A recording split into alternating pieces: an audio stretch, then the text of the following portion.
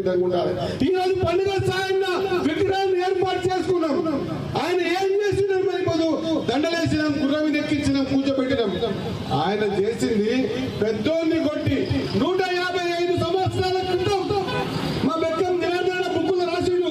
155 సంవత్సరాల క్రితం నిజాం నిరంకుశ పరిపాలనలో ఆ రోజు కాళ్ళ కింద చెప్పుల కాదు ఆటకెళ్ళి ముందుకెళ్ళి పోతా ఉంటే వాళ్ళు చెప్పులు చేతులు పట్టుకొని వంగి చెల్లదీసి నడుము కట్టుకొని వంగి వాళ్ళ గేటి ముందల మంది ఉన్నా లేకున్నా వాళ్ళ గేట్ల ముందల వంగి నడిచిపోయేటువంటి దరిద్రమైన పరిస్థితుల్లో నేనున్నా ఎదిరించి నిలబడి పేదోని అన్నం పెట్టాలని పెద్దోని గోదాములని ధ్వంసం చేసి పేదోనికి అన్నం పెట్టి నిలిపించిన ఘనత ఈ రోజు మన పండుగ సాయన్నకు ఉంది. అందుకే ఆయన చూడంటున్నాం.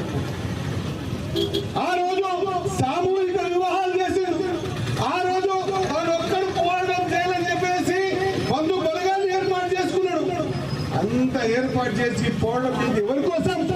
బీదవాళ్ళ కోసం, బడుగుల కోసం, బలహీన వర్గాల కోసం, తాడిత పీడిత ప్రజల కోసం, రెక్కాలితే కానీ డొక్కాలని పేద జీవన విధానాల కోసం, కార్మికుల కోసం, కర్షకుల కోసం మనం ఇట్లా బతుకొద్దు, మనం కూడా ఎదురటి నిలబడతామని చెప్పేసి ధైర్య సాహసాలతో ఫతేపూర్ మైసమ్మ అనుగ్రహంతో బలాఢ్యుడు పండుగ సాయన్న ఏ కొండైనా ఏ గుట్టైనా జైల్లో పెడితే రోజు లేచి బయటికి పోని ఆలోచన చేసి రోజు లేచి ఒక గోడకి మూత్రం చేసి ఒక తను తంతే 7 ఫీట్ల గోడ కింద పడిపోయేంత శక్తి కలిగిన వ్యక్తుడు పండుగ సాయన్న.